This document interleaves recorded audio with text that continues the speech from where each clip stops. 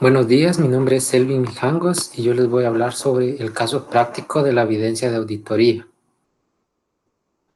Si hablamos de la evidencia de auditoría, primero es importante mencionar las fuentes de evidencia, como lo son los procedimientos. Un ejemplo de ello sería mediante el análisis y revisión donde el auditor verifique si los registros son congruentes.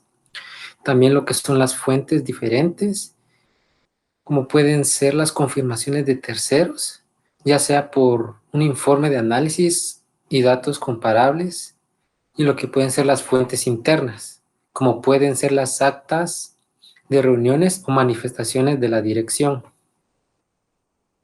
A continuación hablaré sobre los pasos que el auditor debe seguir con respecto a la evidencia de auditoría.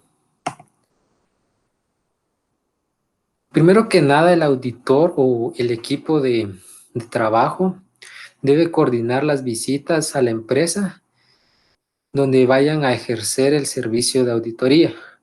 Para esto debemos verificar los horarios de la empresa, también preguntar sobre los jefes de área con los que efectivamente vamos a interactuar en lo que es todo este proceso y a los cuales les solicitaremos dicha información, como pueden ser el contador general de la empresa o ya sea el jefe del área de recursos humanos, por citar un ejemplo.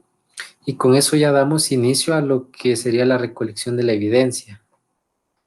Sería la inspección, donde debemos examinar los registros o documentos, ya sea la inspección física de inmuebles, de evidencia de autorización.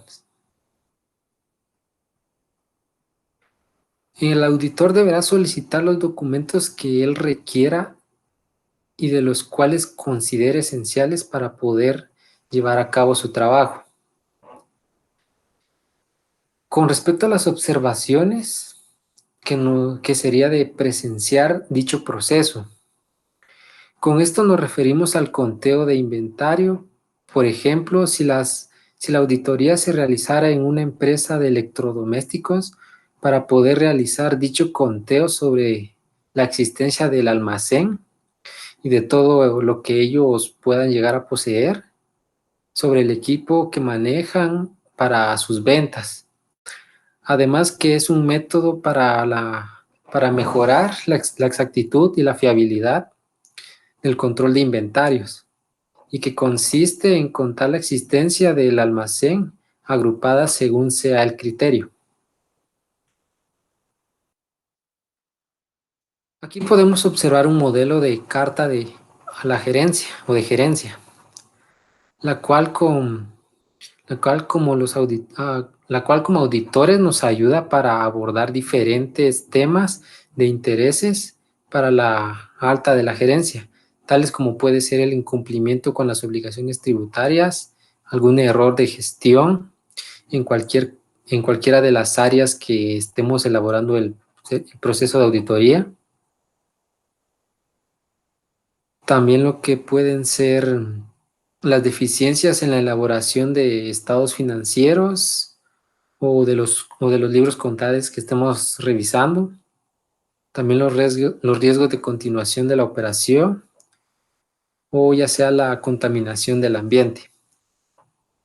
Como pueden ver, aquí he colocado un ejemplo de una carta para que se pueda ver la estructura de cómo podríamos elaborarla a la hora de presentarla a la empresa a la cual estamos haciendo el servicio de auditoría o a la cual estamos auditando. Con respecto a la evidencia de auditoría que se obtiene como una respuesta escrita directa, el auditor de parte de un tercero. Con esto nos referimos a la confirmación externa, ya que aquí dos ejemplos fundamentales que nos puede dar este paso es confirmación de saldos y lo que pueden ser los términos de acuerdos o de transacciones con terceros. Recálculo. Este nos dice que es comprobar la exactitud de los cálculos matemáticos. Con el tema del recálculo debemos comprobar la exactitud de los cálculos matemáticos, como ya había dicho. Como ejemplo aquí podemos ver lo que sería un balance general de una empresa de electrodomésticos. Con respecto a los activos que se manejan tanto la auditoría como en la empresa, vemos que ambos movimientos cuadran entre sí y no hay mayor diferencia, o sea, todo pega. Pero con respecto al pasivo vemos que sí, que no, que hay una diferencia, la cual es de una cantidad de 5,446,5 centavos.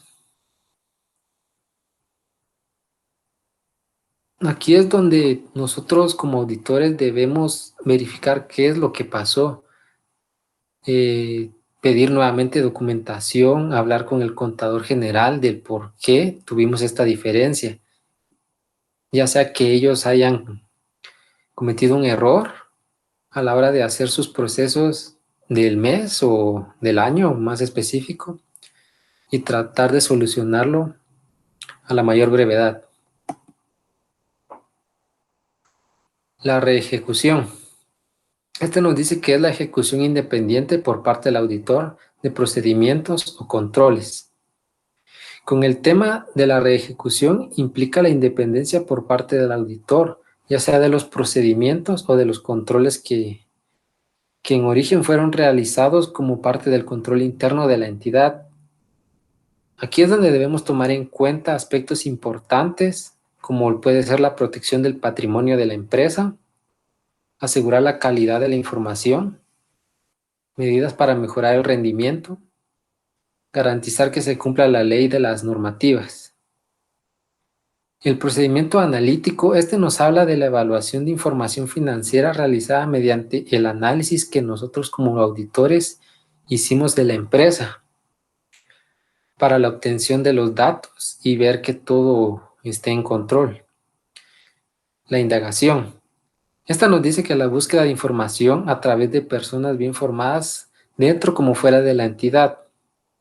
Dando un ejemplo de esto es cuando nosotros vamos y hablamos con encargados de área o con personal para saber si ellos, cómo realizaron el proceso, ya sea que veamos algún movimiento sospechoso o tal vez no sospechoso, sino que no sea común en otra empresa para poder saber de mejor manera cómo ellos se manejan contablemente y así nosotros podamos obtener un mejor trabajo a la hora de ejecutar la auditoría.